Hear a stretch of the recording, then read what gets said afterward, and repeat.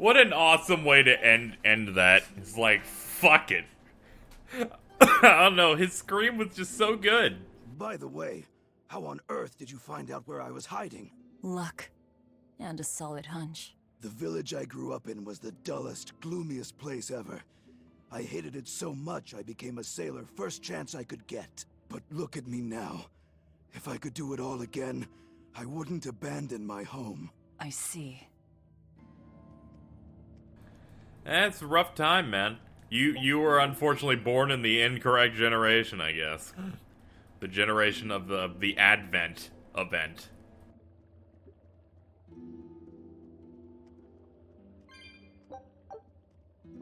Bunch of mean stuff, corruption, demands.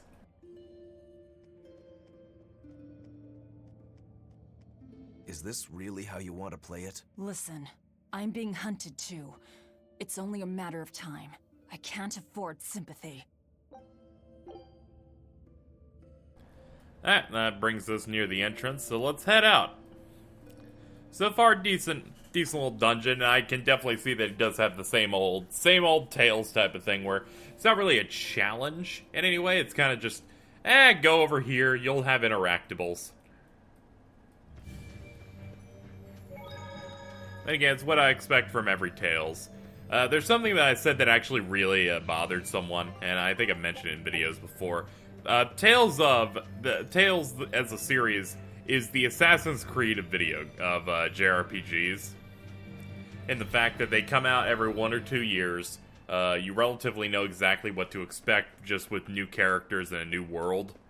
And, yeah, some people got really offended because they assume Assassin's Creed's bad or a Call of Duty is bad.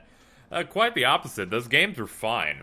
Like, you may not like them, but I typically believe that those games are good. I mean, frankly, I feel like they wouldn't sell if they weren't good, you know? Critics would be harsher on them, and, you know, they would start ultimately losing, sales and other stuff like that, to the point where it would be hard for them to sustain.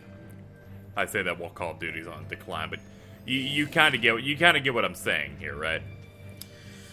But to be honest, I think it's fine that you have games like the series like Tales, where generally they don't take many risks in them, They are just your standard anime JRPG, big world, music, kind of samey, combat, they do a couple different little twists on it. But overall, if you play one Tales game, and a new one's coming out, if you like Tales, you're gonna like this, And then sometimes you'll find a bad one along the way, and same way Assassin's Creed Unity was bad, Tales of Berseria, in my opinion, was not a good game, so. But that doesn't mean there can't be a good one again. Like, this game, I think, is perfectly fine. So it's like, I'm fine that you have some games, some series in the JRPG spectrum that seem to have a lot less in terms of innovation, a lot less in terms of taking risks, because really, Tales never really takes risks as far as I'm concerned, and I think that's fine. It's fine to have your Assassin's Creed or your Call of Duty of JRPGs, because frankly, JRPGs need all the cool stuff they can get, I am fine with playing pretty much any JRPGs, just giving it a shot, seeing if the gameplay's for me, and I played a decent chunk of Tales of games at this point on the channel. We've done Graces, we've done Xillia 1 and 2, we've done Berseria, and I enjoy the series, though I do have faults with most of them, but they're still fun. And I have to say, there is this nice feeling I get when I play these, and I kind of know what to expect. I know what I'm getting into when I'm going into these. But that also means that's why you'll see me criticize the story harder on these games than any other ones, because they live and die by that. The best Tales game is the one that has the best story, because I can't really say anything in terms of, like, gameplay loop and traveling and all that stuff, because most of the time it's somewhat similar, even if it has its own intricacies. So let's talk to this guy. Eventually I can get the proc. Here we go. This is Dial's tale. Did you really kill him? We found him dead in a lake of tar. This is all we could bring back. Is that so? You can doubt me all you like, but I brought you the demon's body. Who else can say that? True enough. Good. Get to work on my ship then. I'm afraid we can't. We still need Lady Teresa's permission first. I'm in a hurry. It would be much worse for you if she knew who the real smugglers were. You wouldn't! It's a trade. Repair the ship on the beach, and I'll sail away quietly. Very well. I'll find you your shipwrights. We'll see you at the shore. Hey, Velvet. This would be a perfect opportunity for us to upgrade our equipment. How about it? What are you talking about? You don't know? We didn't have anything like that in our village.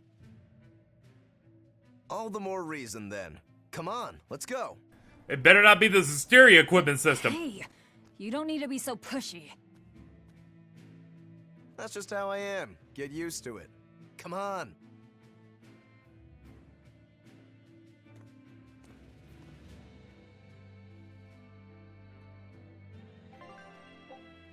With the Novice Smith's Acerite, you can now enhance and dismantle equipment. Enhancing the piece of equipment will improve its parameters and provide a chance of activating an enhancement bonus. You can obtain the materials necessary for enhancement by dismantling equipment. Let's start by doing, enhance. It would make it go from a 50 to a 58, and you need 1 bronze scrap. In addition, they will charge you gold, which will be displayed there. Okay. Enhance. Hooray. Then it's a +1. Additionally, the enhancement bonus trigger giving it a new skill. The limit for enhancement levels depends on the Acerite you use. Novice Smith gives you up to +3 on your equipment. With other Acerite, you can enhance to +10. Once that equipment has been fully enhanced, its name will change and become gold. The amount and quality of the materials needed to enhance an item increases with its rarity and number of times it's already been enhanced. Higher quality materials gained by dismantling enhanced equipment through the cycle of enhancing and dismantling create the best equipment. And then you can go over to the dismantle menu, pick the blood blade.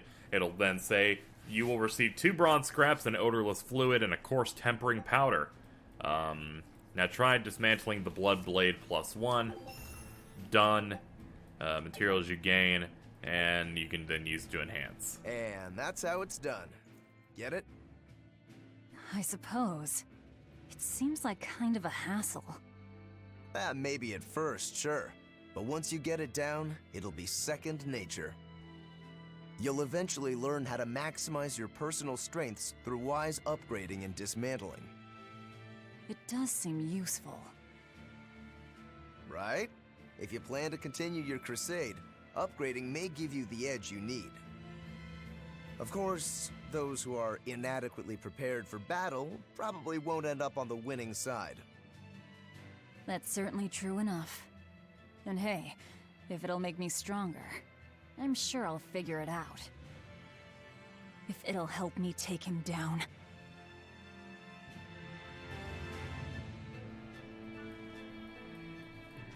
Alright, so, let's see. Enhance Amber Blade, I guess? Yeah, let's do that, sure. Now we need 2 amber fragments. Can we dismantle the other? Yeah, we can. There we go. Boom! Now we need 3. Can we buy more amber blades? Can we not buy more than 1? The game. The game gives them a specific amount of stock. That actually makes sense, because they know people will try to power game this shit. Alright. Which I'm doing now. Let me sell something.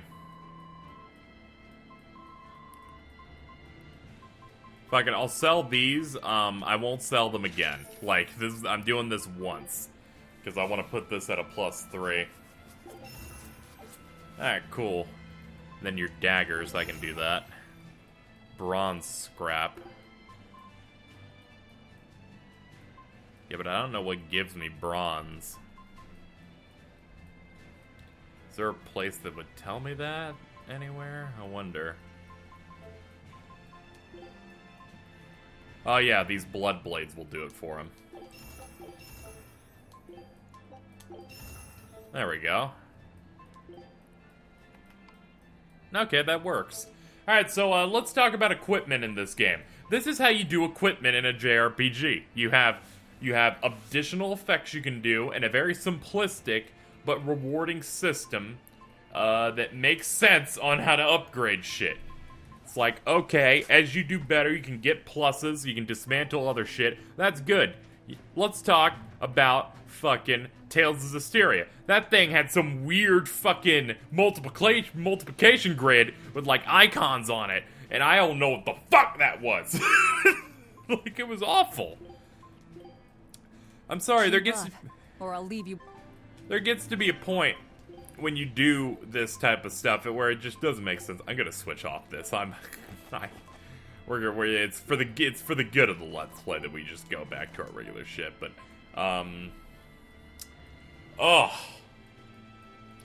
that system was awful. All right, this system's really good.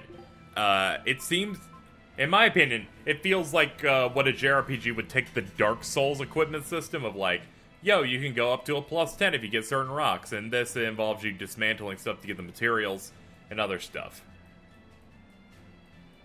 I think it's cool. I'm a fan of this. I'm in there. I'm in there with that. So we gotta get more ace right, and then, and then we'll have a better time. But yeah, screw the equipment system in Zestiria. I talked to my friend Creed. He also Let's Played Zestiria. Even he didn't know what the fuck's going on with that shit. I beat the game. I still don't know how the equipment system works.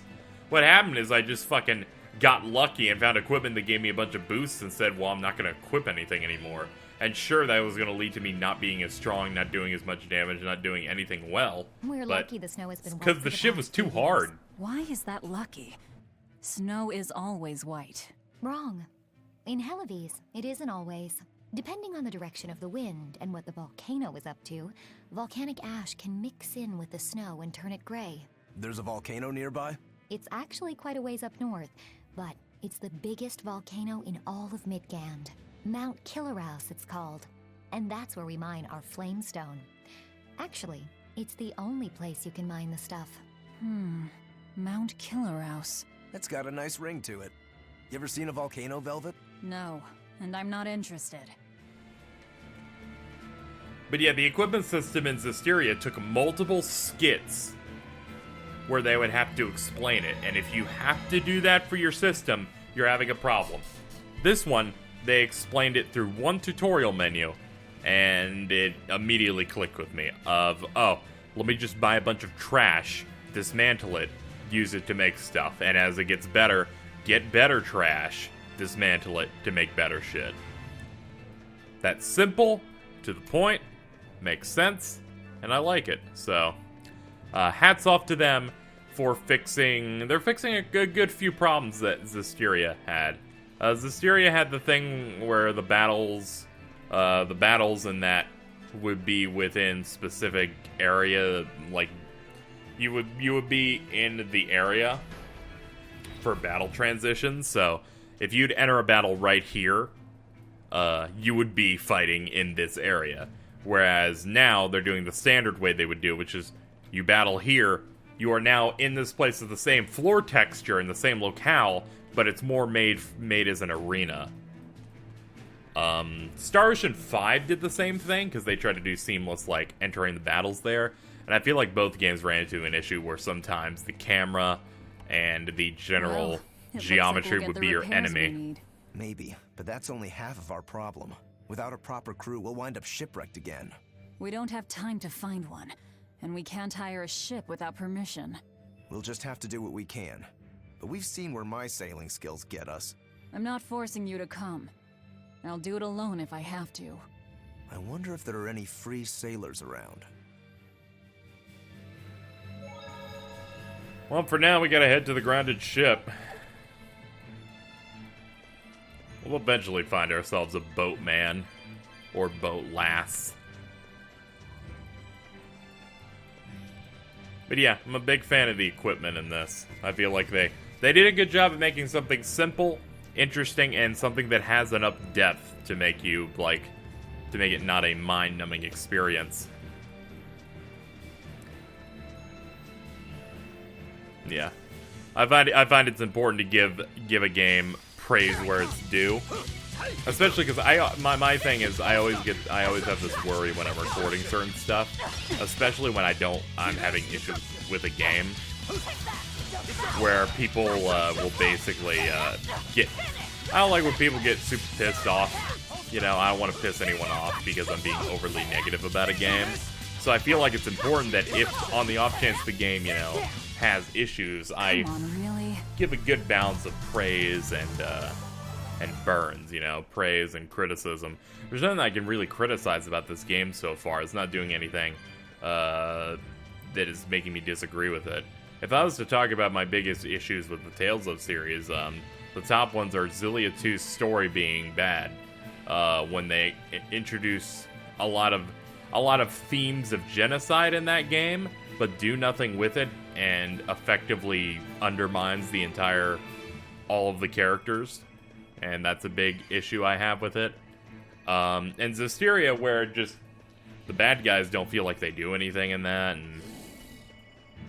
and the characters are really not that strong in anything but like a couple of key moments. Zestiria is saved only by a couple of really hype moments in that fight when you're fighting a dragon in that game.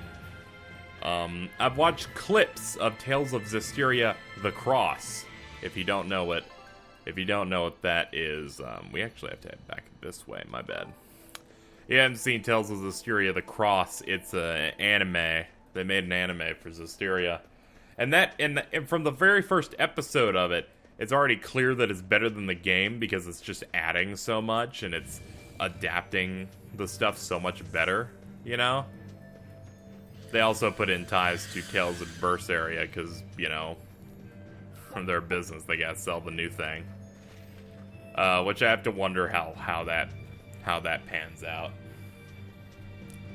I think there's just a moment where Tales of Zestiria, the Cross, just suddenly becomes a Tales of Berseria anime just to advertise the game. Which I'm like, cool. I never saw it, so what my interactions and stuff with the game are here. You're getting my fresh opinions on the game. Tales of, luckily, is a series that I do not care about unless I'm actively playing it or we're really close to release, so I don't typically look for spoilers. Same with Danganronpa. I don't give a shit if that series exists until a new copy of the game's in my hands, and then I'm like, alright, I'll care enough, I'll go through this now. Which is good. Because there are some things where it's very hard to resist just going in and seeing what's going on, whether it be Kingdom Hearts, my favorite series of them all, or, you know, a highly anticipated title where I'm constantly looking for new info on it, like, say, Final Fantasy 15 or something like that. So that's, not even worth my... there's that. But yeah, my first big exposure to anything in this game or its characters, or it's coming through in this LP, and I'm enjoying it. Think they're doing a good job with this one. I want to say, like, this is it. This is the good game, but, you know, my impressions so far are the game's great. I have no intention to stop playing it just yet, though I'm probably gonna have to because of a couple of things I need to do, but, you know, I've been going for a few hours today. Hey, Velvet, do the demons you kill turn back into humans? Huh? What are you talking about? Remember the demon that attacked us near the coast? When it died, it turned back into a human. Every demon I've killed has stayed a demon. So, I was just wondering what was different. Do demons stay demons when they die? But what about Nico and the villagers I killed? Maybe it's just a case-by-case sort of thing. Who cares? A corpse is a corpse, whether it's human or demon. Yeah, I guess being human again doesn't help much if you're already dead. Exactly. All that matters is that the demons I devour make me stronger. Nothing more. I mean, it could be that she's sucking out all the demon energy out of them. Or that there are two different types of demons. It's one of the two.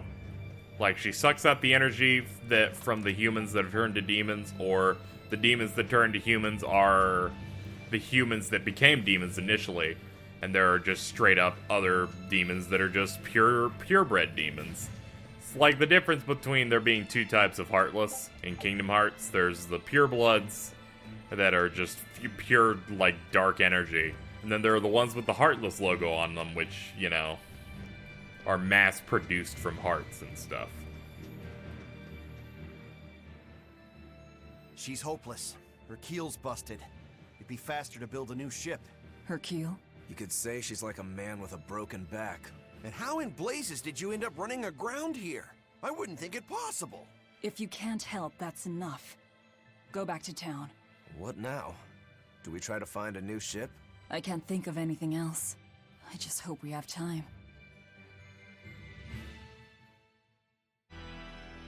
O Empyrean Inominat, hear my prayer. Blessings and honor unto thee. This frail flesh a sacrifice to be thy foundation. Sister. Oh, Oscar! What brings you here? Your face! What happened to you? A demon got the better of me. I've been summoned back to the Abbey, but I thought I'd stop by on my way. My poor brother. I'm so sorry. There is pain, but I can still fight. The scar will serve to remind me of my inexperience. An underhanded foe, no doubt. No. The demon saps her enemy's strength with her left hand and turns it against them. It was a girl with black hair and eyes full of fire. She poses a threat for even a seasoned praetor. That's bullshit. I was wearing a different costume then. It was her. Teresa? Understood. I will. Worry not. A failure as minor as this is not the end of the world. To be honest, I came hoping you would cheer me up like that. Well, I do believe I recognize those earrings. Of course. I treasure them dearly. Thank you. They suit you just as well as I thought they would. I must take my leave now.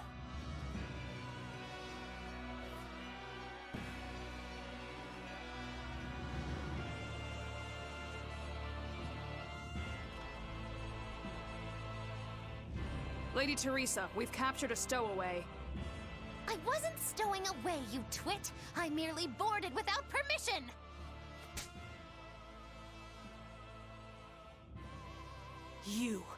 You're a collaborator with that demon woman. Where is she? Your tortures are useless against the mighty Magilu!